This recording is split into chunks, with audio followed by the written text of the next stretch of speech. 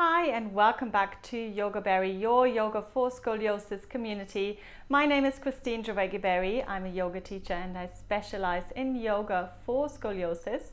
Feel free to join me over on Facebook in the Facebook group for lots of information, support and guidance and motivation on yoga for scoliosis. So today I've got a short practice for you which is fantastic for strengthening, and it's a practice that I have designed for one of my clients who needs to strengthen a little bit more.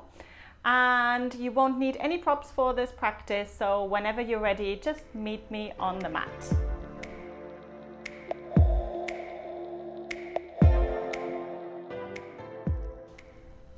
Let's get started in an all-fours position, bringing the hands directly underneath the shoulders, the knees directly underneath the hips. And we'll start with good old cat-cow pose. So inhaling, lifting the chest, and exhale to round the spine. Now for anyone who has got spinal fusion, obviously this one is not possible, so you won't be able to do this big movement that I'm making with my spine.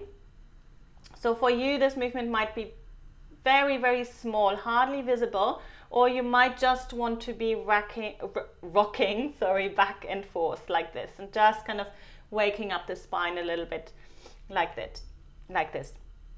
If you don't have a fused spine, then go ahead and just articulating through the spine, waking up each and every part of the spine. Inhaling, lifting the chest, looking up, exhale to round the spine, press the floor away from you.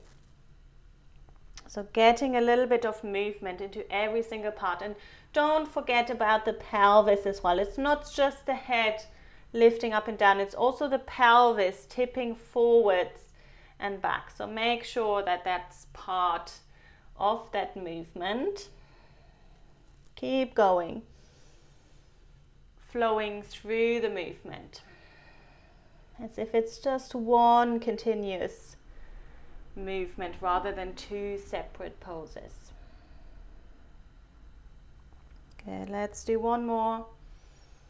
Inhale, exhale to round, and then coming back to center. So the next pose we're going to do is the strengthening pose. If your wrists are not liking this all-fours position, you can always make fists with your hands. But otherwise, we're going to extend through the fingertips, just waking up the fingers a little bit more. And when you're ready, with lots of stability, the spine, the back is hardly moving, when we slowly start to extend the left arm and the right leg. Inhale, exhale to bring it back. Inhale, other side, right arm, left leg. Exhale to bring it back. So keep alternating sides. Inhale and exhale. Keep going. Building up lots and lots of strength around those muscles that run across the back. Very, very important to keep your spine stable. And usually with time, as we age or gravity, if we don't do anything, that it will get worse, definitely. But with exercise, with yoga, we can keep things in check, so we can keep the body nice and strong and prevent the scoliosis from getting worse. Good, so moving with your breath, which I've not been doing because I've been talking, but you should be inhaling when you extend and exhale when you bring the hand and the knee back. Last one. And then let's have a little rest in child's pose, so coming to sit all the way back on the heels. And then just fold your arms, so making a pillow with your forearms, resting the forehead. Just breathing into the back.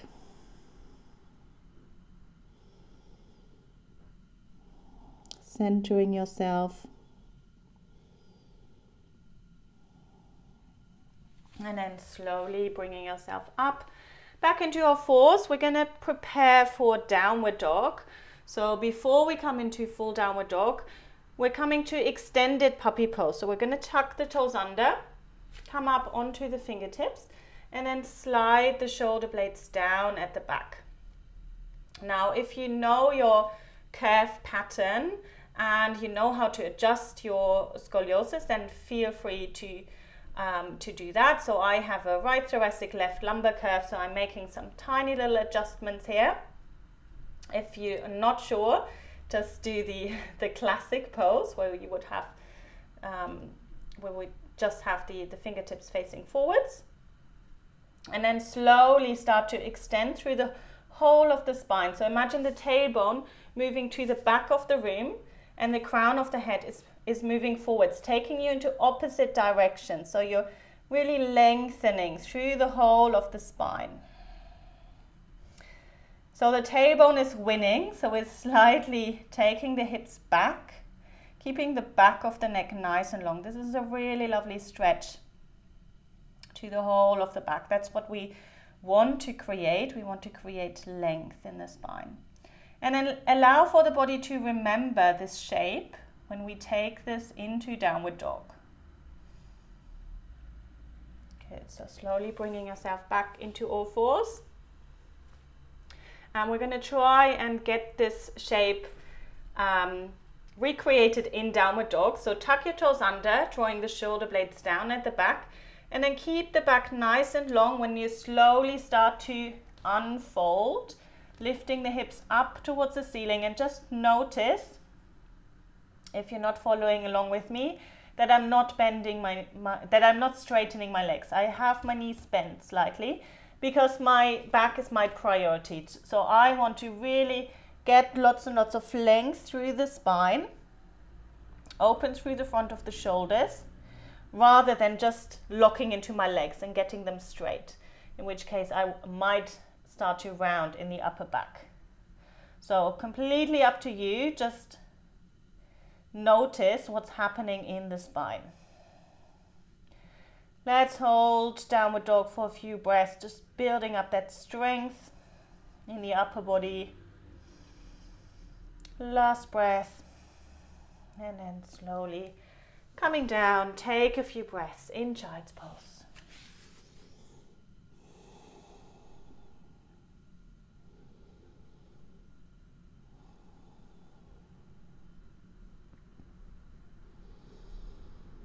Good. Slowly bringing yourself up. Let's come into gate pose, which is a nice stretch to the sides of the body. So we're coming up into kneeling, extending the left leg out to the side. And we're going to bring the left hand down and bring the right arm up over the head. Now, if you know how to adjust for your individual curve pattern, feel free to do that. Otherwise, you're just going to stretch up and slightly over. So we just want to create some length on that right side of the body. Good. Now, if you have a right thoracolumbar curve, this is your main curve, you obviously know that this is the way the curve is going. So you want to really focus on lengthening up rather than over. Good. Slowly release. And then we come over to the other side. Good, so bringing the right hand down, the left arm up, reaching up, and then taking it over. Again, thinking about where you need to create length and where your muscles might need to contract and strengthen a little bit more. Keep breathing. So here on this right side, this is nice for any right thoracic curves as you'll open here through the left side. Last breath.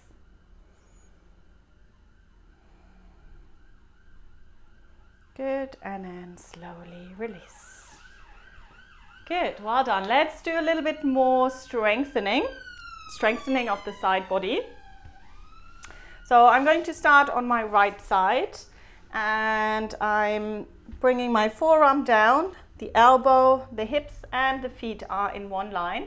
Bringing the left hand onto the waist and just making sure that the hips are stacked on top of each other, that they're not rolling back or forth, so directly on top of each other. And the first variation of the side plank is just a little tilt, a little lifting away from the floor. So we're just starting to activate those big muscles here, QL muscle as well, especially on the side of the body. So inhale, lifting away from the floor, and exhale, just let it sink down. So you can test this by just feeling the underside of the body. Is it working? So it's just an activation of the muscle before we actually go into the next step. Next step would be pressing your elbow into the ground, pressing your forearm into the floor, and lifting the hips away from the floor. Good, so your arm, your shoulder has to work quite hard here, but it's also the side muscles that are working.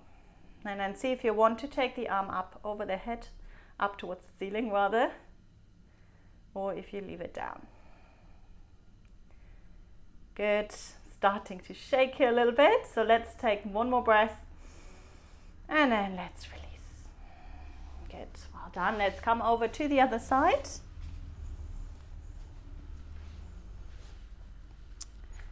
Good, and again, this is a general practice, so it's not tailored to any specific curve pattern, which is why we're doing both sides. Elbows directly underneath the shoulder. Again, we're just activating that underside first by lifting away from the floor, lifting the underside away from the floor a few times. And then when you're ready, inhale, lifting the hips. Exhale to lower. Good, next one, we're going to keep lifting. Good. Decide if you want to lift the arm up towards the ceiling. Good, just notice if this side feels any different. So for me, this is definitely my weaker side. This is why I'm putting in a little bit more effort on this side, maybe holding it a tiny little bit longer. Good, and then slowly release. For the next pose, we're going to come down to the floor, so lying on the front of the body, extending the arms forward, and then draw the shoulder blades down at the back. So the forehead is lifted away from the floor, keeping the back of the neck long. So you don't want to look up, which is going to crunch the neck, and you don't want to drop the head all the way down to the floor either. So kind of that happy in between, but looking down towards the mat. Inhale, lifting the right arm and the left leg. Exhale to lower. Inhale, lift the left arm and the right leg. Exhale to lower. Good, so we're going to start alternating sides. Now you don't have to lift the leg and the arm very high. It can just be a tiny little lift. It can just literally be 1 centimeter off the floor. That might be enough. You're still doing the work. You're still activating those muscles that run across the back. Really, really important to strengthen them. Inhale and exhale. Keep going.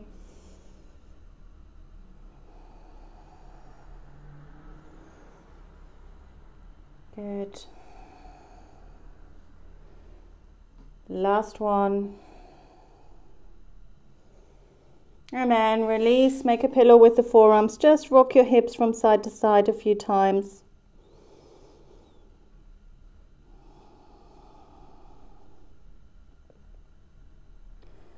Good, so we're going to do one more round of this movement. Obviously, if it was hard already and you had enough, then you can already go into Shavasana or wait for us while you're lying down on your back. Otherwise, let's do one more round. So inhale, lifting the right arm, left leg.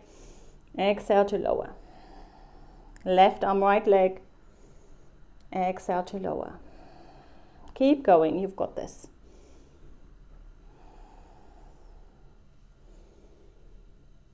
Just notice any differences. Notice if one side feels more difficult or easier than the other. And it might not only be the weaker side, it might also have something to do with mobility. So just bearing this in mind. Good, so let's slowly release, make a pillow with the forearms, rocking the hips from side to side. And then push yourself up into all fours, and we're going to come to lying down on the back.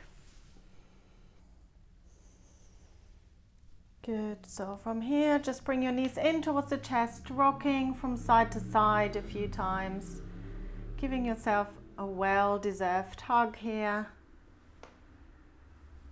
And then we're going to come into a final twist before we come into Shavasana. So interlace your hands behind the head. If you have spinal fusion, please keep your feet down on the ground. If you don't, you can choose if you bring your knees in towards the chest or keep your feet on the ground, which is a little bit more gentle. So just pick one option for the twist. And then we're going to drop the knees all the way over to the right, just all the way down to the floor. Take a couple of breaths, coming back to center. So use your abdominal muscles to come back to center and all the way over to the other side. Again, taking a couple of breaths, using the abdominal area to bring the legs back to center. We'll do one more time on each side. Dropping the knees over, just enjoy that twist in the spine, coming back and then over to the other side. Coming back to center and then set yourself up for Shavasana. Extend your legs if your lower back is happy to release this way. If this doesn't feel quite comfortable, you can always bring a bolster to the back of your knees or bend your knees, bring the feet wider than hip distance apart and just allowing for the knees to rest into each other. Just allowing for the body to settle now into this very important yoga pose. Close your eyes. Just starting to notice your breath and allowing every single part of the body to drop into the floor now. Allowing for all the muscles that have worked so hard to release, to soften.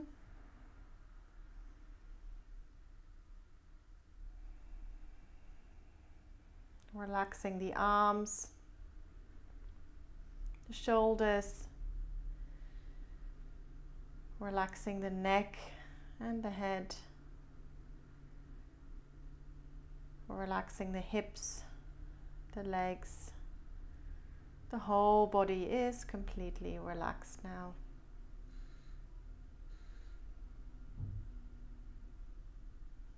Just noticing that gentle rhythm, that continuous movement that the breath creates in the body.